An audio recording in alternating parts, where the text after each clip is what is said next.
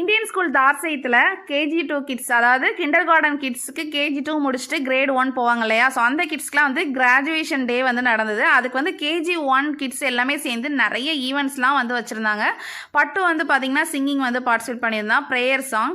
So ஸ்டார்டிங்லேயே வந்து போனோம், கொஞ்சம் ஃபீவர் மாதிரிலாம் இருந்துச்சு, கொஞ்சம் சிறப்பெல்லாம் குடிச்சிட்டு அவன் வந்து 3:30க்குலாம் போயிட்டான். நாங்கள்லாம் வந்து கொஞ்சம் லேட்டாக போனோம்.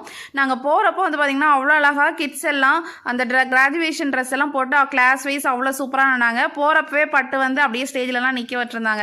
ஸோ போனதும் சூப்பராக இருந்துச்சுங்க. எல்லாம் வெல்கம் அட்ரஸ்லாம் முடிஞ்சதுக்கப்புறம் ஒவ்வொரு கிட்ஸும் இந்த மாதிரி ஒவ்வொரு செக்ஷன் வைஸாக வர்றப்ப அவ்வளோ அழகாக இருந்துச்சு பார்க்குறதுக்கு.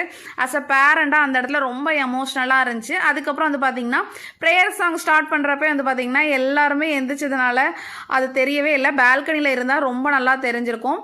ஸோ அதுக்கப்புறம் பட்டோட சிங்கிங்லாம் முடிஞ்சதுக்கப்புறம் நிறைய ஈவெண்ட் நடந்தது.